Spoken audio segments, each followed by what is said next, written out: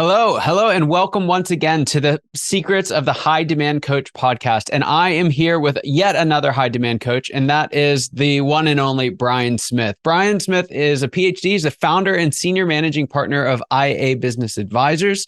If you haven't heard of them, it's a management consulting firm that's worked with more than 18,000 CEOs, entrepreneurs, managers, employees, the works worldwide.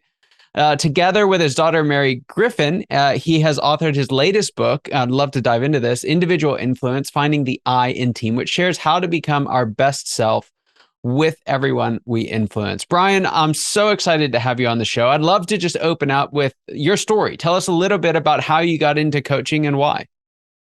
Thanks, Scott. It was really just the evolution of being a business advisor. And as we affected change and disrupted organizations with our business processes and our tactical work, that affected the operations of business, we were simultaneously affecting the behavior of leaders, managers, and employees. And it just became a regular byproduct of our engagements with our clients over time that we really refined because of the number of engagements we were having, both locally, regionally, nationally, and then internationally. So we developed this depth and breadth of understanding of human reaction and human action in change-based environments, and put it together and started offering leadership and coaching to our clients. Fantastic. So tell us a little bit about Business Advisors and what you would say is the most important work that you guys do.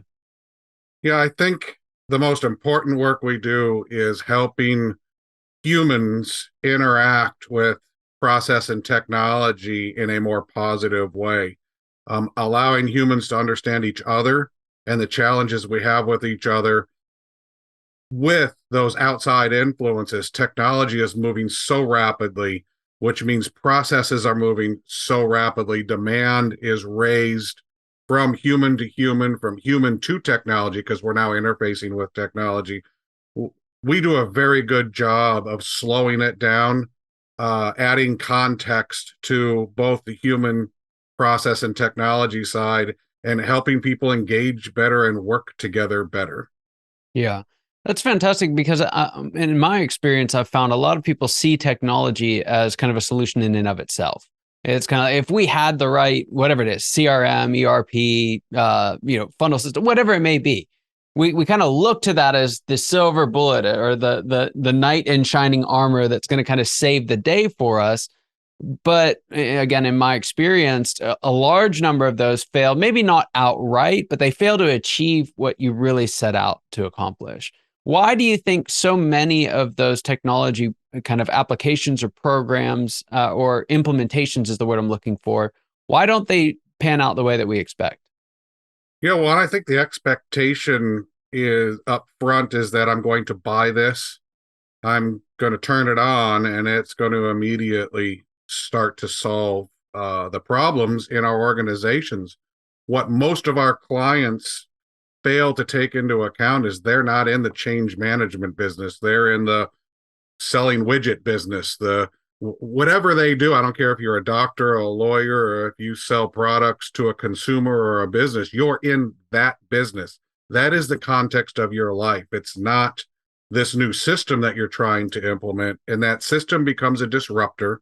That disruption becomes a nuisance, and we fall back on the habits, the human habits we have of how we do business.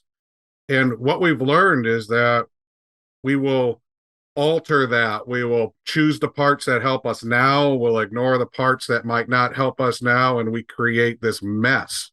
And most of the time, as you pointed out, the mess becomes part of the day, and the day becomes habit, and we just live with it. And it is a unhealthy and unhappy relationship between this new technology we bought that works about 15 to 20% of the time.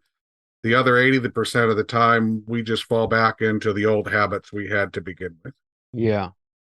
And what do What do folks, so they've kind of had enough, and maybe they'll, at that point, they recognize, your organization, someone like you can help, right? What do you find leads them to that point? What do they try before they bring in someone like you? Well, they tried other providers, self-management, going back to a prior process that worked, a lot of changing personnel. A lot of things in human environments that happens is blame. Egos get in the way, and there's always, as humans, we want to blame, we want justification. We want to point out that there was a reason why we failed and it wasn't us, so we look somewhere else. So we change personnel, we change vendors, we change customers, we create more chaos. And when it becomes when the chaos gets to the top or to a decision maker that we tend to have a relationship with. So it might be the owner, it might be maybe the CPA who services the owner, it might be a lawyer who services the company, it might be an insurance person. They recommend us, and we slow everything down and try to, using our methodologies, try to understand where the breaking point was, what was the root cause, and then build from there. Mm. And how do you differentiate that? Because I think a lot of folks struggle with it, especially in kind of younger, more entrepreneurial organizations. We struggle with how much of this is I got the wrong person doing an implementation, or, maybe I've created the wrong environment for them for decision making, or maybe we've picked the wrong technology, or maybe it's just a bad implementation and we need to rewind. How do you help people decipher the difference in what the actual root cause is? Yeah, for us, we use a process called BizVision, and it is a very structured data collection process that asks, it's upwards of a couple hundred questions. Those questions are oftentimes redundant. Uh, they're redundant for a reason, but what we're doing is we're peeling the onion through the human into the process and technologies and looking for those key indicators that identify to us through experience and what we've done for the last 26 years, those breaking points, those root causes. And then once we identify that root cause, we look for all of the ripple effects around it. And we generally find more than one root cause. It's a bundling or a commingling of root causes that have created this ultimate, failure in the organization that led us to this conversation that you're talking about. Yeah. And I think that's fascinating because a lot of times, going back to your comment on blame, right? We want to blame people, but we also want to blame a problem. We have a desire to simplify what's going on, which to an extent is appropriate, right? Occam's razor, and most truth is simple, but it's also not singular. More often than not, there's multiple things, and it's the interrelationship between those that's causing the problems that they're having. So you read a book that's talking all about this one topic, and you're like, oh, I resonate. Yeah, I recognize that. I've got all the symptoms. Well, it's like, well, 19 things have that symptom, right? And it was kind of like when COVID first hit. It's like, what are these? It's like anything that you could possibly have was a COVID symptom. That's a lot of times what it's like inside our businesses. Is we're looking at all these different symptoms. And even if we do the heavy lifting of trying to get to a root cause, I found a lot of people will make the mistake of looking for one root cause. And you can solve that, but it may not move the needle. What's been your experience there? Yeah, we notice through our process that as we start to ask questions, the problems can bubble the top quite quickly. And as soon as the first one comes to the top, the people want to gravitate to it. Yep, that's the problem. And they want to stop the Q&A process. They want to stop the research process and pivot immediately because they think they found the problem. So you're right. They do gravitate towards those symptoms quickly, and then they want to jump on those symptoms quickly. That's where the slowdown process comes in. Slow down and go through the entire data collection process. Let's put the whole picture together so that we have full context. Any symptom out of context can mean almost anything. So having full context for us is so important. And one of our biggest challenges is that slowdown moment, so that we have that clear vision, that clear context of the organization and the humans, technology, and processes within the organization, so that we can properly diagnose the symptom and understand it more clearly. And you keep using the phrase slow down, which is probably nails on the chalkboard for a lot of our folks listening. It's like, that's the last thing that I wanted, right? I was hiring you guys to help us speed up. So talk to us a little bit, because I'm with you on this. Like, why slow down? Why is it so important to slow down? Yeah, so it's funny, Scott. Slowdown is the biggest chapter in our book. So big, in fact, that our publisher made us split it into two parts. And they asked us why it was the biggest part. It is because it's the biggest problem. One of the things I always revert back to was my dissertation. Back in 99, I started writing my dissertation, and it's titled Technology-Induced Attention Deficit Disorder. And this was before Facebook and before social media. It was just the beginning of technology creating fast in our environment, and I knew back then that we were going to have a speed of thought problem and a speed of expectation problem. Slowdown is so important because we make more mistakes going fast that create more problems for us than if we had slowed down in the future. There's a lot of studies that support this, like, for instance, speeding. If I drive faster, I'll get from point A to point B faster. And when they measured somebody who went faster, they learned that they actually didn't arrive any faster, but they arrived with a lot more risk.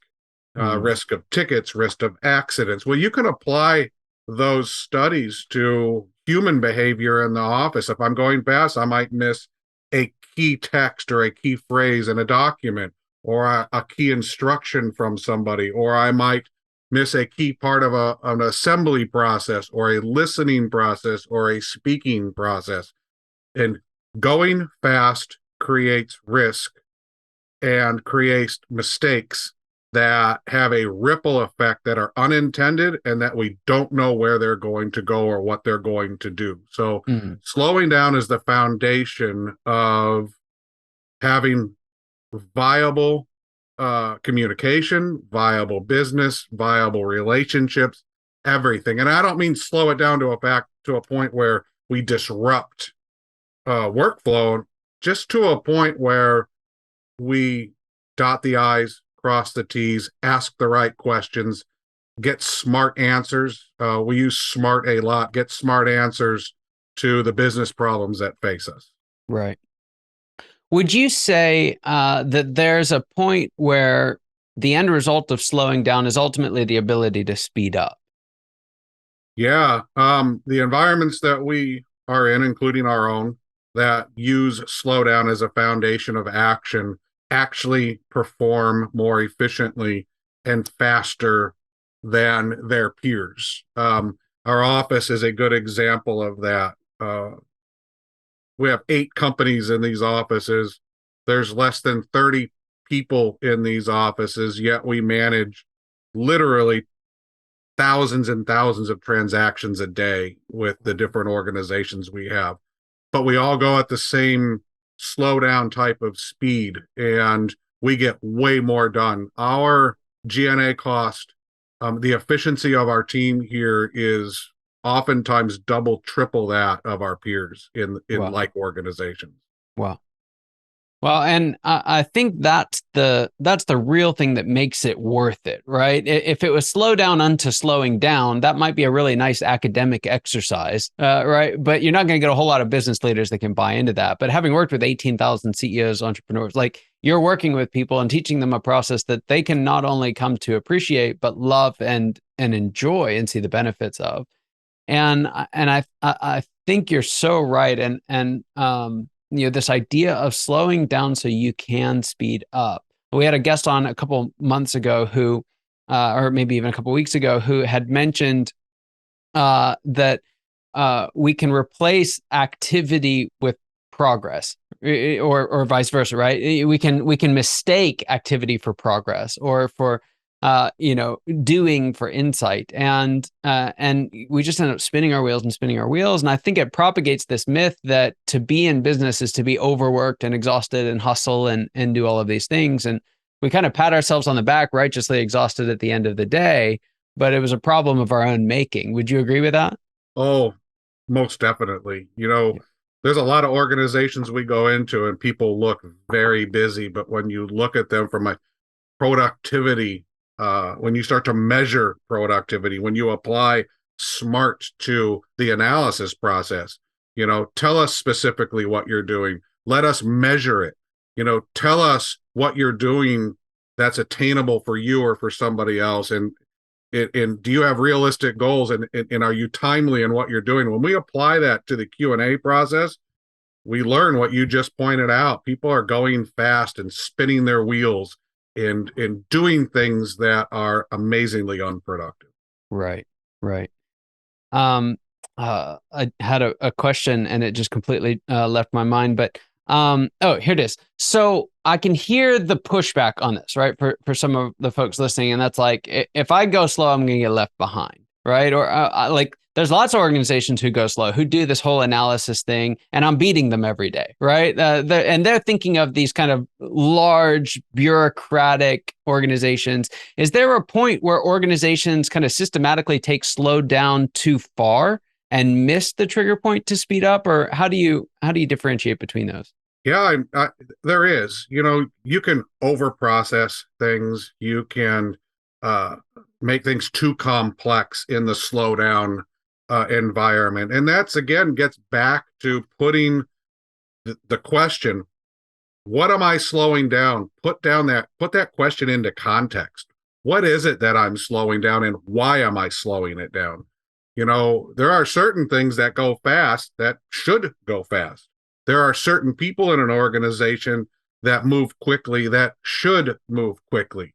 So slow down is relative to the person, the process, and the technology, and the reward or the benefit that they bring and their function brings to your organization. So we're not talking about apply slow down universally to everything. It's, look at your organization, look at where the mistakes are happening, look at where the opportunities are being overstepped, look at where dollars are being stepped over to pick up dimes, look at where communications are being lost or missed, and find a way to slow those areas of your business down so you stop creating these gaps and missing these opportunities. Yeah, that's excellent. So this is a moment I've been waiting for. It's my favorite part of the show, and I know our listeners have come to expect it. So we're going to give the people what they want here. And so I'd love to ask you, what is the biggest secret that you wish wasn't a secret? What's the one thing that you wish every leader, entrepreneur, business owner that was listening today knew?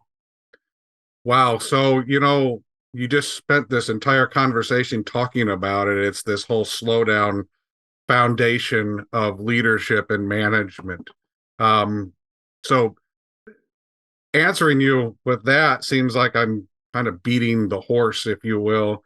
But second to that is that every person in your organization has influence, and they have a place, and you should treat them with that understanding that from what you might deem the lowest position in your organization to the highest, you all have the same level of influence within your organization.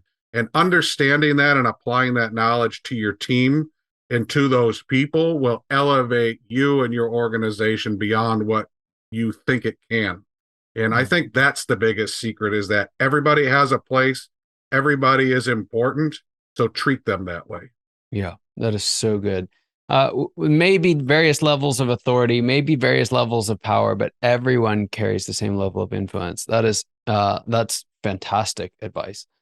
Excellent. Well, thank you so much for sharing. Last question, and then we'll talk about how people can get in touch with you, because I know there's folks listening. They're like, we have to have that.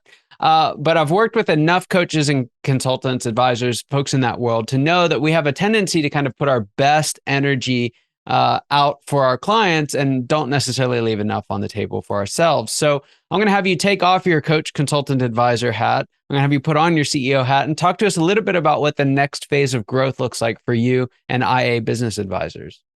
Yeah, for us, as you pointed out, we have a book that's out, and we are building on that body of work. Our work is supporting our consulting work, identifying the importance of the individual. And the individual to us is singular, one person, but as two people or many people come together, they become an individual together working towards common goals. We are building a broader and bigger body of work around our books that allow us to go out and speak to teams, to associations, to larger organizations, and bring to them this understanding of slowing down, this new version of individualism, and how to apply that to the people, process, and technology model that we live every day for us and our clients. How do we bring? We're working on bringing that to the public through continued public work and a new SaaS that we're developing that actually provides a way to operate your business in this smart BizVision environment that we create. That's fantastic.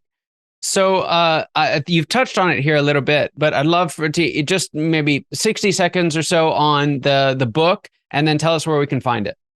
Yeah, so the I and Team series is the name of our book series. So we will have 3 books in this series. The first one, Finding the I and Team, is available on Amazon. It comes in all formats, Kindle, hardback, audio, a CD. You can find it at Amazon, Barnes and Noble. We're really proud of it. It is an international bestseller. It's been on the top of 5 different categories. And we're really proud of it.